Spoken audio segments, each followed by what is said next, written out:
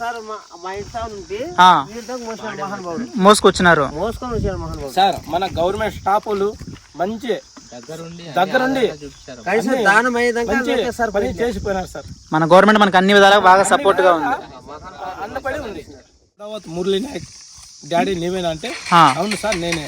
ఏమంటే నీ కొడుకు దేశం గురించి ఇట్లాంటి వ్యక్తి నేను ఎప్పుడు కూడా చూడలేదు. చాలా పోరాడినాడు. లాస్ట్కి ఒక గుండు తగిలి మీ అబ్బాయి ఇదైపోయినాడని ఫోన్ లో చెప్పినారు. ఏ తల్లి అయినా కూడాను వంశానికి ఒకరిని కనాలనుకుంటారు. కాకపోతే వంశానికి ఒక్కడు కాదు, దేశానికి ఒక్కడు కూడా ఒక మగబిడ్డని కనేటట్టయితే మన దేశం పాకిస్తాన్ కదా, అట్లా పాకిస్తాన్ 10 పాకిస్తాన్లు వచ్చినా కూడా మన యుద్ధానికి వచ్చినా కూడా ఏమి చేయలేదు.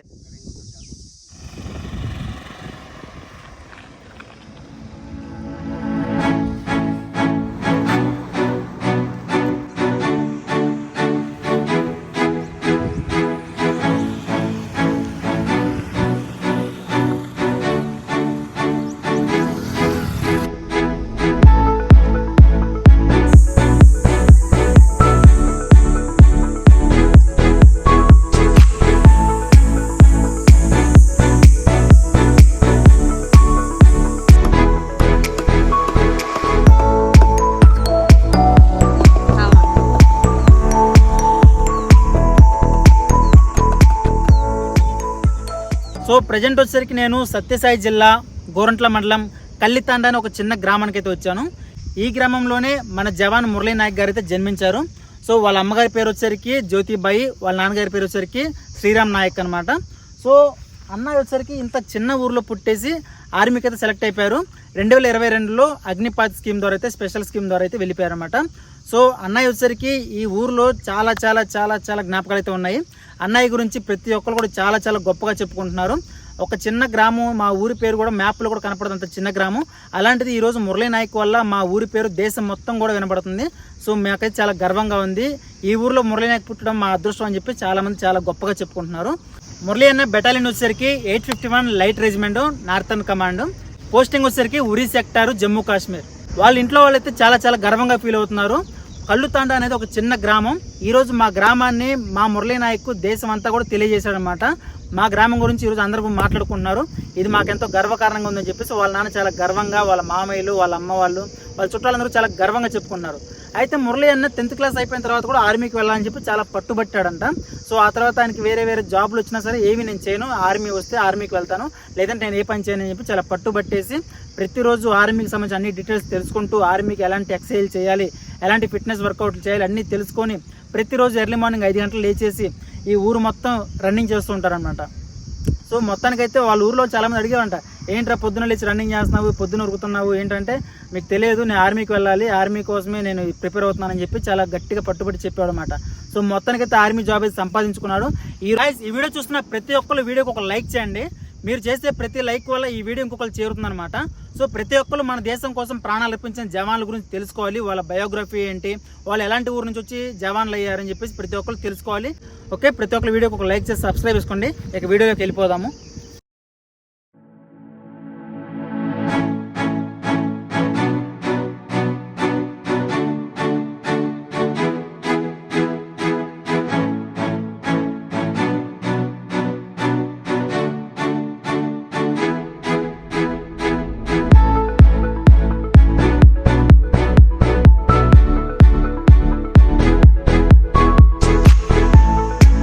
గాయస్, ఈ కల్లితాండ అనే ఊరు చాలా అంటే చాలా చిన్న పల్లెటూరు. కనీసం బస్సు సౌకర్యం కూడా లేదనమాట. అయితే మెయిన్ రోడ్ దగ్గర నుంచి ఈ ఊరు లోపలికి దాదాపుగా 1 కిలోమీటర్ నుంచి 2 కిలోమీటర్ల డిస్టెన్స్ ఉంటుంది. ఇప్పుడు మనం చూస్తున్న ఇల్లు వచ్చేసరికి మురళీ నాయక్ అన్న జన్మించిన ఇల్లు అనమాట. చూసారు కదా, ఇక్కడ ఆల్రెడీ ఈ ఇంట్లోకి నేను వెళ్ళి చుట్టాలందరినీ కలిశాను, బంధుమిత్రులంతా కూడా మాట్లాడాను. అండ్ అలాగే వాళ్ళ మామయ్య గారు కూడా పర్సనల్గా చాలా ఇన్ఫర్మేషన్ ఇచ్చారు మనకి. ఆయన చిన్నప్పుడు విషయాలు అన్నీ కూడా మనతో షేర్ చేసుకున్నారు. ఆయన చదువుకున్నది, కాలేజీ, స్కూలు అన్ని విషయాలు కూడా మనతో చాలా చక్కగా షేర్ చేసుకున్నారు. సో ఈ వీడియోకి సంబంధించి ఫుల్ వీడియో ఆల్రెడీ చేశాను, మన ఛానల్లో ఉంది. ఎవరైనా కొత్త వాళ్ళు చూడకపోతే ఒకసారి ఛానల్ ఓపెన్ చేసి పైనే ఉంటుంది వీడియో, ఫస్ట్ వీడియోని ఓపెన్ చేసి చూడండి. అండ్ ఓకే, ఇప్పుడు మనం సమాధి దగ్గరికి అయితే వెళ్ళిపోదాము.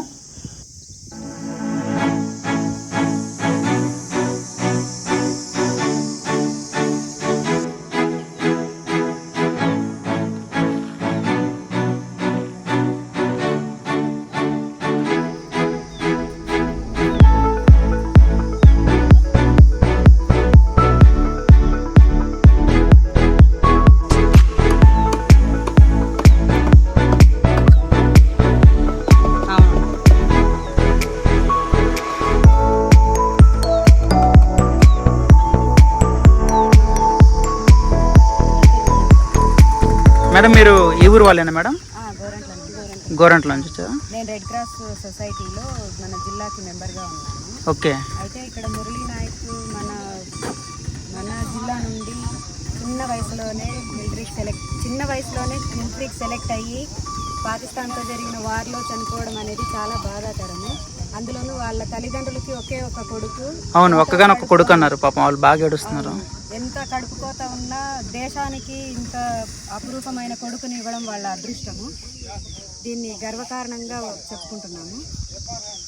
ఇలాంటి కొడుకుల్ని కన్న తల్లిదండ్రులందరికీ మా పాదాభివందనం. అది గోరంట్ల మండలంలో గోరంట్ల పంచాయతీ. అదేవిధంగా మన వీర జవాన్ గారు 9వ తారీఖున వీరమరణం పాకిస్తాన్తో యుద్ధంలో సింధూర్ ఆపరేషన్లో జరగడం అనేది చాలా బాధాకరం. కాకపోతే అతడు ఇంత చిన్న వయసులో ఆ యుద్ధానికి పాల్గొని ఎంత ధైర్య సాహసం చేశాడంటే మన జిల్లాకే ఒక పేరు అనేది జీవితంలో నిలిచిపోయింది. అంతేకాకుండా ప్రతి ఒక్క మహిళ జన్మనిచ్చేటప్పుడు ఒక అబ్బాయికి కానీ అమ్మాయికి కానీ మామూలుగా వంశే కాదు, ఏ తల్లి అయినా కూడాను వంశానికి ఒకరిని కనాలనుకుంటారు.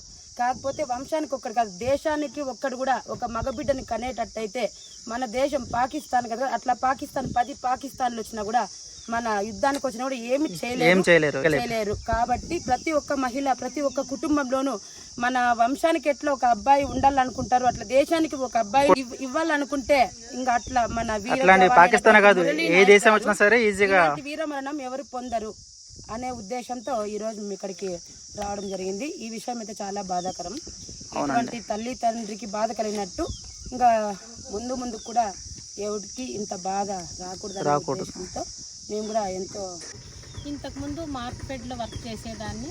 ఇంతకు ముందే రావాలా అనుకున్నాము. కాకపోతే పెద్ద వాళ్ళంతా వచ్చి జగన్ సార్ వాళ్ళు, పవన్ సారు, నారా రోకేష్ ఎక్కువ క్రౌడ్ ఉన్నందువల్ల కనీసం మనం సమాధి చూసే అవకాశం కూడా ఉంటుందో ఉండదో అనే ఒక చిన్న దీంతో రాలేకపోయినాము. ఇప్పుడు వచ్చిండేది కూడా కొంచెం లేట్ అయినా కూడా ప్రతిరోజు ఇంట్లో బాధపడుతూనే ఉన్నాం. ఎప్పుడెప్పుడు పోదామా, ఎప్పుడెప్పుడు చూద్దామా. ఆ తల్లి తండ్రిని ఎంత గోదార్పులో మేము భాగస్వాములు కావాలని అనుకున్నాము. కాకపోతే కాలేకపోయినాము. ఇప్పుడైనా ఈ అవకాశం వచ్చినందుకు సంతోషపడ. ఇలాంటి తల్లిదండ్రులకి ఎంత కృతజ్ఞత చెప్పినా కూడా మేము చాలా తక్కువే. కాకపోతే దేశానికి ఇంతకుముందే మా అమ్మాయి అన్నట్టు దేశానికి ఒక్కడు కాదు కదా, ఇంటికి ఒక్కరు వచ్చినా కూడాను మనకి పాకిస్తాన్ అనే ఇదే ఉండకుండా పోతుందండి. అట్లని ప్రతి ఒక్కరూ ఆలోచన చేసి మన పిల్లలకి ధైర్యాన్ని నూరిపోయాలని మనసారా కోరుకుంటున్నాను. ఇట్లా తల్లిదండ్రులు ఎంతో మంది ముందుకు వస్తే మనకి పాకిస్తాన్ అనే ఇదే లేకుండా ఉంటుంది.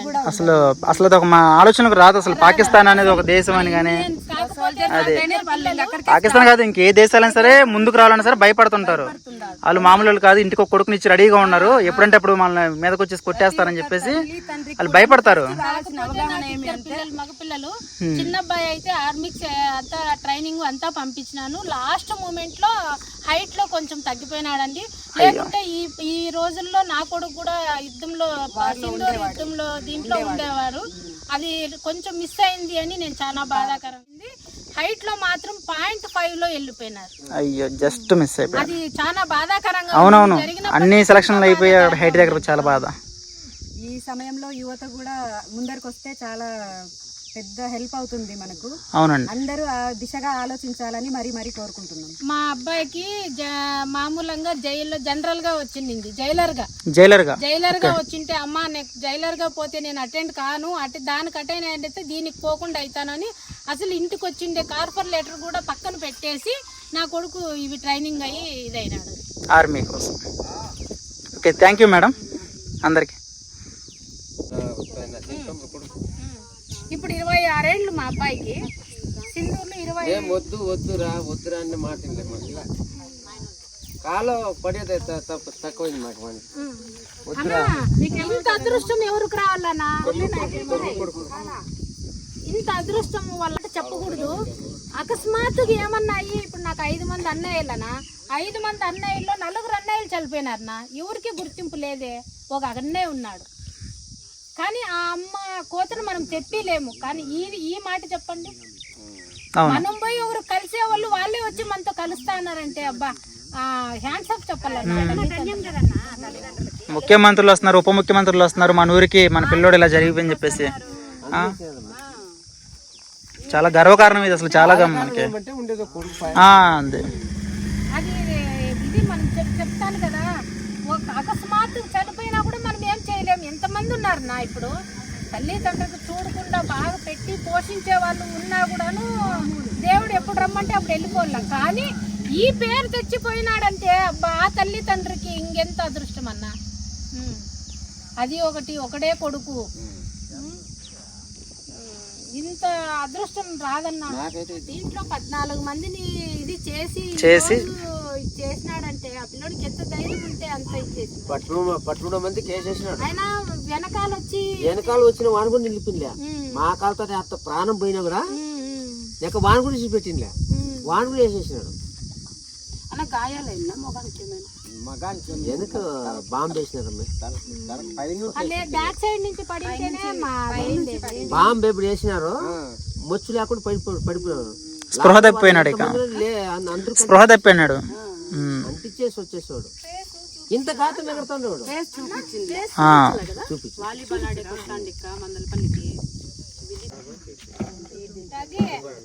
ఇంట్లో ఉంటే మంచిది రాజు.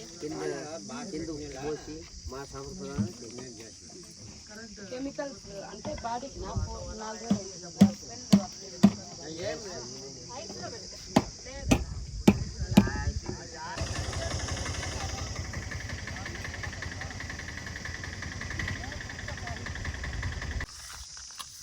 హాయ్ అన్న, నా పేరు సంజయ్, నేను గుంటూరు నుంచి వస్తున్నాను యూట్యూబ్ నుంచి. మురళి అన్న మీకు బంధువులు అన్న? అన్న కొడుకే. మీ సొంత అన్న కొడుకా? ఓకే. అన్నకి ఆర్మీలో ఎన్ని సంవత్సరాలు అవుతుందన్న? సుమారు 2.5 సంవత్సరం అవుతుంది. 2.5 సంవత్సరాలే. అంటే ఈ మధ్య 2022 ఆ టైంలో సెలెక్ట్ అయ్యారా? ఓకే. అన్న చిన్నప్పటి నుంచి ఇక్కడ చదువుకున్నారా మన ఊర్లోనే? ఇక్కడ సోమందపల్లి విజ్ఞాన్ స్కూల్ అని అక్కడ చదువుకున్నారు. ఓకే. అనంతపురం ఇంటర్మీడియట్ డిగ్రీ దాకా అక్కడ చదువుకున్నారు. ఇప్పుడు అన్నయ్య ఆర్మీకి వెళ్తా అంటే మీరు ఏమన్నారు, పంపిస్తామన్నారా ఫస్ట్? అంటే అంకుల్ గారు ఏమన్నారంటే ఒక్కగానొక్క కొడుకమ్మ మాకు అని చెప్పి చాలా బాధపడుతున్నారు. మేము కూడా వాళ్ళ బాబాయ్ మేము ఇద్దరు మేము కూడా చెప్పినాం, నీకేం తక్కువ ఉంది, మీ నాయన బొంబాయిలో ఏందో పని చేసుకుని బాగా సంపాదించుకున్నాడు, ఏరే జాబ్ చేసుకోమంటే చేయలేదు, నాకు అదే జాబ్ కావాలా, ఆర్మీయే కావాలి నాకు, ఇంకా వేరే జాబ్లు ఏమీ వద్దని చెప్పాడు. 10th క్లాస్ ఎప్పుడు పాస్ అయినాడో అప్పటి నుంచి నేను ఆర్మీకి వెళ్ళిపోతాను అప్పటి నుంచి పట్టుబట్టాడు బాగా. రోజు ఉన్న వంటి మీద డ్రెస్ అది పడాలా, నేను గన్న పట్టాలా, దేశం గురించి నేను పోరాడాలా అని అదే పద్యం. కానీ మా మాట వినేవాడు కాదు సార్, చాలా ఇష్టం. అదే ఈ జాబ్ వచ్చి నాకు ఒక్కరోజు యూనిఫామ్ నా ఒంటి మీద పడితే చాలు, ఆ తర్వాత నేను ఏమైపోయి నాకు పర్లేదు అనేసి పట్టుబట్టాడు. అసలు ఆర్మీ జాబే కావాలని చెప్పేసి దాంట్లోనే చేయాలా, బతికొస్తే దాంట్లోనే బతికొస్తా, నా ప్రాణం పోతే దాంట్లోనే పోనీలే, నాకు సంతోషమే, దేశం కోసం పోరాడినాను. అంత పట్టుదల ఉంటే వెళ్ళాడా అంతా. మీకు ఎలా తెలిసిందన్న? ఇప్పుడు మీకు అటాక్ జరిగిన రోజు తెలిసిందా, తర్వాత తెలిసిందా లేట్ గా? అటాక్ జరిగిన రోజు నైట్ జరిగింది. 14 మాకు 9:20 జరిగింది. 9:09 మాకు మా అన్నకి కాల్ వచ్చింది, ఫోన్ వచ్చింది. ఆర్మీ వాళ్ళు చేశారు, వారు చేశారు. వాళ్ళ మురళీ నాయక్ వాళ్ళ అమ్మ ఎత్తింది ఫోన్, ఆంటీ గారు చేస్తానట్లు అట్లా మురళీ చెప్పారు, మ్యాటర్ చెప్పాలకి ఆమె మోర్చిపడి పడిపోయింది. మళ్ళీ మా అన్న తీసుకున్నాడు మొబైల్ తీసుకుని, ఎవరు అంటే ముడావత్ మురళీ నాయక్ డాడీ నీవేనా అంటే అవును సార్ నేనే. ఏమంటే నీ కొడుకు దేశం గురించి ఇట్లాంటి వ్యక్తి నేను ఎప్పుడు కూడా చూడలేదు, చాలా పోరాడినాడు, లాస్ట్కి ఒక గుండు తగిలి మీ అబ్బాయి ఇది అయిపోయినాడని ఫోన్లో చెప్పినారు. అంతవరకు మాకు తెలుసు. పవన్ కళ్యాణ్ సార్ వాళ్ళు, లోకేష్ సార్ వాళ్ళు, అండ్ అలాగే జగన్ సార్ కూడా వచ్చినట్టున్నారు. సవితా మేడం అయితే కేంద్రం మంత్రి కాబట్టి బెంగళూరుకి రాష్ట్ర మంత్రి గారు రాష్ట్ర మంత్రి కాబట్టి ఆ అక్కకి కోటి ధన్యవాదాలు చేయాలా. ఇంకా ఏరోప్లేన్ నుంచి ఎయిర్పోర్ట్కి వస్తానట్లే బాడీకి హ్యాండ్ ఓవర్ తీసుకుని చాలా కల్లితాండాకి, మా గ్రామానికి, మా గడ్డంతాండ పంచాయతీకి చాలా కష్టపడి తెచ్చింది కాబట్టి ఆమె కోటి దండాలు పెట్టినా గానీ తక్కువే. మేడం గారు మనకు బాగా హెల్ప్ చేశారు, మొదటి నుంచి చివరి వరకు మనకి తోడుగా ఉంది. బాడీ బూడిసింత వరకు ఏం సార్ మోసుకొచ్చినారు సార్. మన గవర్నమెంట్ స్టాఫ్లు మంచి దగ్గరుండి కనీసం దానం అయ్యేదాకా మంచి లేకే సార్ పని చేసిపోయినారు సార్. మన గవర్నమెంట్ మనకు అన్ని విధాలుగా బాగా సపోర్ట్గా ఉంది. అన్నపడి ఉంది. Thank you sir. బాగా